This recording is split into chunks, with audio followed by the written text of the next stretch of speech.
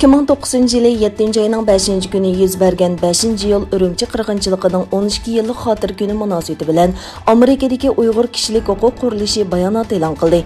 Ular bayanatida 5. yıl Ürümçi qırğınçılığı yüz bergenligiga 12 yıl to'lgan ve Uyg'urlarga irqiy qirg'inchilik yurgizayotganligiga 5 yıl bo'lgan mushu mezgillarda xalqaroning hech bo'lmaganda bu zulmdan qochib chiqqan Uyg'ur musofirlar va panohlanuvchilarning bexatarligiga kafolatlik qilishi kerakligini ta'kidlagan.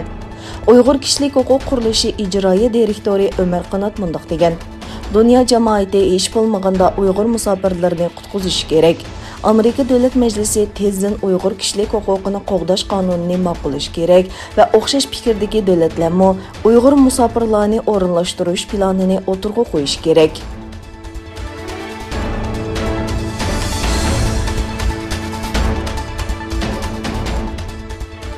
Amerika Davlat Majlisining 2 nafar nüfusluq a'zosi 1 iyul kuni Birlashgan Davlatlar Tashkiloti bosh kotibi Antonio Guterresga ochiq xat e'lon qilib, uni Xitoyning ig'ir kishilik huquq dafsandichiligini yaqindan kuzatish uchun darhol tadbir qo'llanishga, shundoqla baholab chiqishga chaqirgan.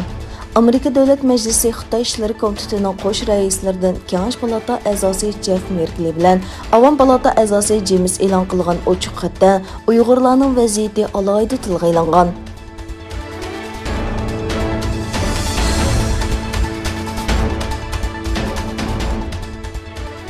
Xitoy hukumati 2009 yılı 7. ayının 5. günü Sharqi Turkistonning poytaxti Urumchida elib borgan dahshatli qirg'inchilik va sistemalik zulm siyosiy dalil paketlari bilan o'tirg'a qo'yildi. Sharqi Turkiston kishilik huquqni kuzatish jamiyati 5. yil Urumchi qirg'inchiligi doklati qirg'inchilikdan irqiy qirg'inchilikqa tutishadigan yo'l nomli tadqiqotini e'lon qildi. Mazkur dokladda zalim Xitoy hukumatining 2009 yılı 7. ayının 5. günü Sharqi Turkistonning Urumchida elib borgan qirg'inchiligining orqa ko'rinishi va vaqealari tafsili bayon qilingan. 2021 yılı 7. ayının 2. günü Sharqi Turkiston kishilik huquqni kuzatish jamiyatining tor betida e'lon qilingan doklad Xitoyning 2009 yılı 7. ayının 5. kunigacha bo'lgan siyosati, Urumchidagi namoyishning qandoq yuz berganligi va Xitoyning qirg'inchilikni qandoq boshlaganligi, qirg'inchilikdan keyingi Xitoyning siyosati, xalqarodagi inkoslar hamda davomlashayotgan irqiy qirg'inchilikqa oid uchurlarni o'z ichiga oladi. Doklad yana rasm va bibliografiyani o'z ichiga oladi.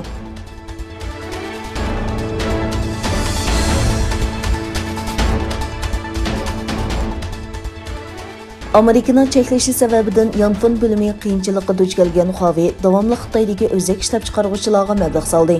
O'tgan yildan boshlab Huawei shirkatining Amerika uskunalari yoki texnikasini ishlatib ishlab chiqaruvchilardan, ya'ni barliq asosliq o'zak ishlab chiqaruvchilardan ahli iqtidorli telefon uchun o'zak sotib olishi cheklandi. Tönögün egilenishicha, Huawei igdorchiligidagi Hubil texnika mablag' silish shirkati Xitoydagi o'zak ishlab chiqaruvchi Shanghai Akas Mikro Elektron Texnikasining yangi boychikiga aylangan. Huawei o'zak yasash kasbida o'zining mavjudligini uzluksiz kengaytirayotgan bo'lsa-mu, ammo Shanghai Akas Mikro Elektron Texnikasining aqliy iqtidorli telefonlar uchun o'zak ishlab chiqaradiganligi to'g'risida hech qanday paket yo'q. Diqqat qilishga arziydigan shuki, Huawei yaqinqi oylarda aktivlik bilan o'zak echish mutaxassislarini qabul qilgan. Dangli xabar munbirlari Niki Huaweining o'zak bilan munosabatlik yana 10 shirkatga mablag' solganligini oshkorildi.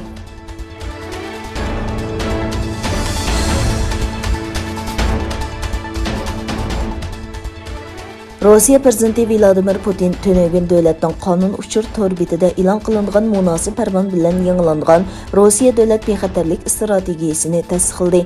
Putin imzolagan qarorga asosan Rossiya dollarning ishlatishini azaytadi hamda Xitoy va Hindiston bilan diplomatiyani oldinga o'rin qo'ydi.